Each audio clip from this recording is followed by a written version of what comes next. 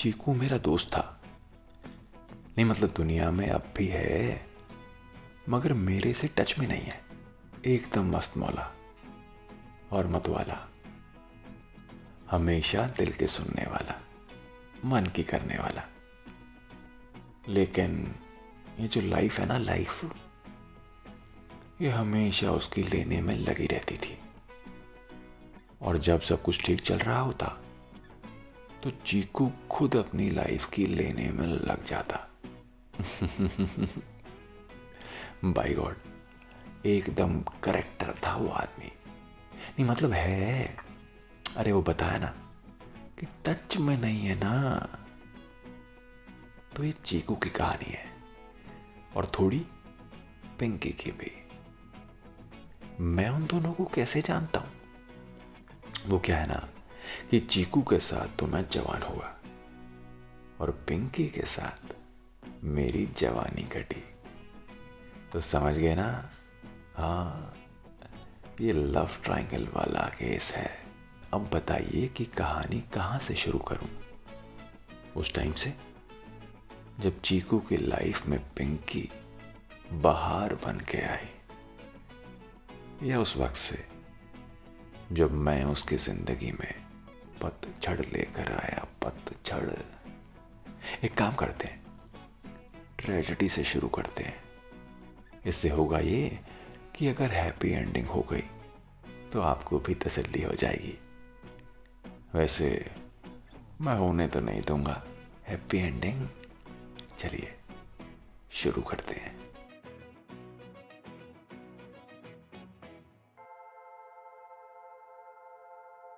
ये शहर भोपाल की बात है। वाह, झीलों का शहर। उन दिनों चीकू ऐशबाग के हॉकी स्टेडियम के आसपास कहीं रहा करता था। इतना सुना है कि उस जगह से थोड़ा आगे जाने पर कहीं एक नाला पड़ता है। मई की भरी दोपहर का वक्त था और बाहर सन सन करती लू बह रही थी। वहां दुकान चलाने और मकान में रहने वाले कुछ लोग उस भरी गर्मी में भी उसी नाले के पास जमा थे और आपस में बातें कर रहे थे। सबकी नजरें एक साथ नाले के एक ही हिस्से पर लगी हुई थी। उस काले, गंदे और बदबूदार नाले में कोई शख्स मुंह डाले पड़ा था। शक्ल सूरत की तो छोड़िए, उसके कपड़े तक नाले के पानी से काले कीट हो गए थे। लोगों ने सोचा कोई लाश पड़ी है।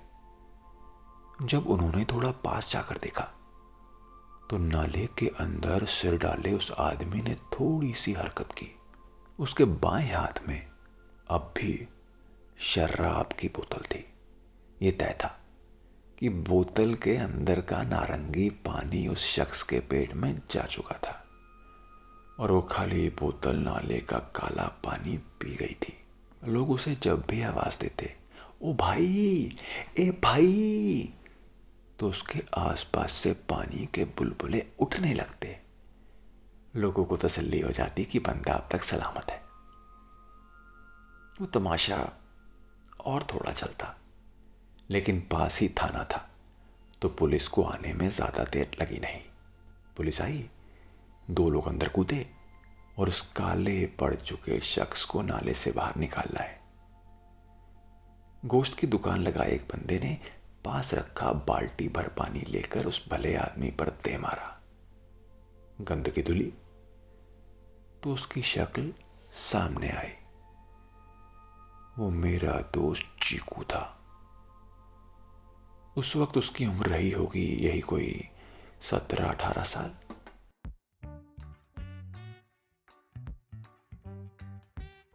चीकू को जब पुलिस थाने में लाया गया तो ठीक से खड़ा भी नहीं हो पा रहा था। शराब और नाले के पानी ने मिलकर ऐसा कॉकटेल तैयार कर दिया कि वो जहां खड़ा होता वहीं उल्टी कर देता।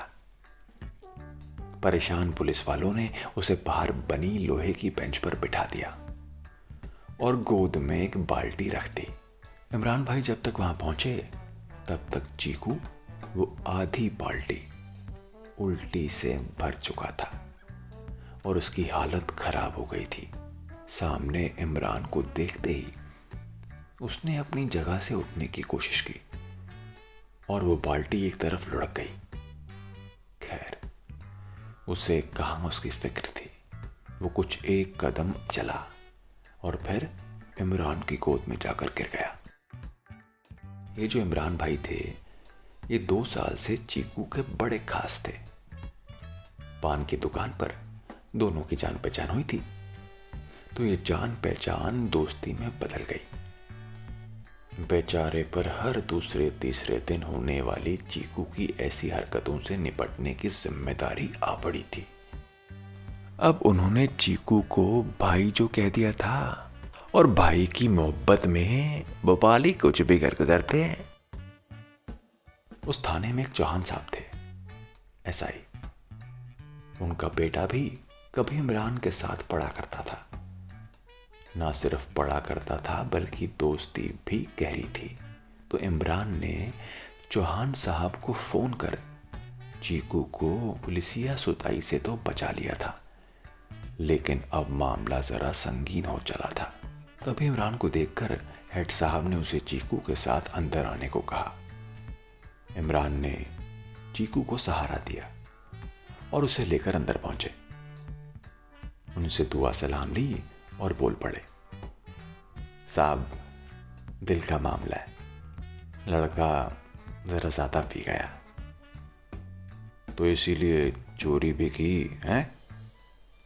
हेड साहब ने कड़क आवाज में चीकू की तरफ देखकर कहा, चोरी? और इसने? इमरान चौंक पड़ा। क्यों, तुझे मालूम नहीं है, है? ठेके वाली गली में रात को एक घर में चोरी हुई। हेड साहब की बात सुनकर इमरान ने चीकू की तरफ देखा। क्यों, कहा ये कब कर दिया? नशे में तो चीकू शराबियों की तरह मुंह खोलकर मुस्कुरा दिया। नहीं साहब, कोई गलतफहमी हुई होगी आपको। ये लड़का दिल जला है, शराबी भी है, मगर चोरी ना ना ना, तौबा तौबा तौबा तौबा। मतलब मैं झूठ बोल रहा हूं? हेड साहब ने इमरान को घूरते हुए कहा। इमरान को समझ नहीं आ रहा था कि माजरा है क्या। तभी हेड साहब ने दूसरी तरफ बेंच पर बैठे 2-3 लोगों की तरफ इशारा किया। इमरान ने देखा, मोहल्ले के सारे शराबी और बदमाश वहां बैठे हुए थे। उसे मालूम था उन सबके साथ चीकू का रोज का उठना बैठना था। अब वो थोड़ा चिंता में आ गया था। उसे कंफ्यूज देखकर हेड साहब बोले, क्यों, इसे बिना चाबी के ताले खोलना नहीं आता? इमरान ने भी बस सुन रखा था कि चीकू बिना ताला तोड़े दरवाजे खोल देता है, पर कभी देखा नहीं था। पिछले हफ्ते इसने तुम्हारी मल्टी में एक घर का ताला नहीं खोला था? हेड साहब ने चाय का गिलास उठाते हुए पूछा। अचानक इमरान के चेहरे पर चमक आ गई, लेकिन तभी चीकू ने मुंह खोल दिया। वो तो मैं आपके घर का भी खोल सकता हूं। अम्मा, क्या बक रहे हो? अंदर जाओगे क्या? इमरान ने तुरंत चीकू के मुंह पर हाथ रख दिया। हेड साहब अब भी टेढ़ी नजरों से चीकू को घूर रहे थे। देखा है? देखा कॉन्फिडेंस इसका? अगर चौहान साहब का फोन नहीं आया होता ना, तो इसको तोड़ देता अच्छे से। साहब, आप गलत समझ रहे हैं। इमरान चीकू को छोड़कर हाथ जोड़े हेड साहब की तरफ बढ़ा। उधर चीकू जमीन पर धड़ाम। उसने वापस जाकर उसे उठाया। ठीक से खड़ा नहीं हो पा रहा है लौंडा। है? कौन है? बहुत भले परिवार का लड़का है साहब, पिताजी प्रिंसिपल हैं इसके गांव में। इमरान ने चीकू को संभालते हुए कहा। यार, प्रिंसिपल साहब कायदा ना सिखा पाए लौंडे को? है? साहब, लड़का सीधा है, बस संगत जरा सी ना। इमरान ने तिरछी नजरें कर साइड में बैठे लोगों को देखा। वो लोग भी बैठे बैठे ऊँग रहे थे। भाई चोरी तो हुई है, इसकी टीम पर शक भी है। ठेके के आसपास ही पड़े रहते हैं लोग, और सबकी नजरों में भी यही है, तो कार्रवाई तो करनी होगी ना। लेकिन साहब ये लड़का ऐसा नहीं है। अच्छा, तो ताले शौक में दौड़ता है? क्यों? नहीं साहब, वो मामला जरा अलग है। कैसे? जिसका ताला खोला था वो आकर बताए तो आप उसको छोड़ देंगे? इमरान ने हेड साहब की तरफ उम्मीद भरी नजरों से देखा। हेड साहब ने कुछ देर तक उसे घूर कर देखा और फिर गर्दन हिला दी। इमरान ने फौरन जेब से अपना नया वाला नोकिया फोन निकाला और किसी को फोन लगाया। कोई आधे घंटे बाद एक औरत वहां पहुंची। इमरान उसे लेकर अंदर आया। ये दीपिका मैडम है, इन्हीं के घर का ताला खोला था लड़के ने। दीपिका उसी मल्टी में रहती थी जहां चीकू रहा करता था। दीपिका ने बताया कि उसका पति ऑफिस के काम से आउट ऑफ स्टेशन गया हुआ था। घर की चाबी एक ही थी और वो किसी को देकर जाना भूल गया। जब वो अपने रिश्तेदार के यहां से वापस आई तो घर लॉक था और चाबी भी नहीं थी। वो काफी देर तक परेशान घूमती रही। उसका छोटा बच्चा भी रोने लगा था। ऐसे वक्त में उसी के हाँ कहने पर चीकू ने बिना ताला या कुंडी तोड़े दरवाजा खोल दिया था। ये बात बाहर मोहल्ले में भी सभी को पता चल गई थी और हर कोई हैरान रह गया था। उसके बाद लोग खेल खेल में भी उससे लॉक लगा दरवाजा खुलवाने लगे थे। अपनी बात कहकर दीपिका मैडम जा चुकी थी। चीकू को अब भी वहीं बैठा रखा था और इमरान उसके साथ था। हेड साहब ने एक बार फिर चौहान साहब से फोन पर थोड़ी देर बात की और फोन रखकर चीकू से कहा, इधर थोड़ा पास आ। चीकू कुर्सी पर बैठे बैठे आगे की तरफ झुका। एक जोर का छन्नाटेदार थप्पड़ उसके गाल पर पड़ा और वो कुर्सी समेत नीचे गिर गया। इमरान शक पकाकर खड़ा हो गया।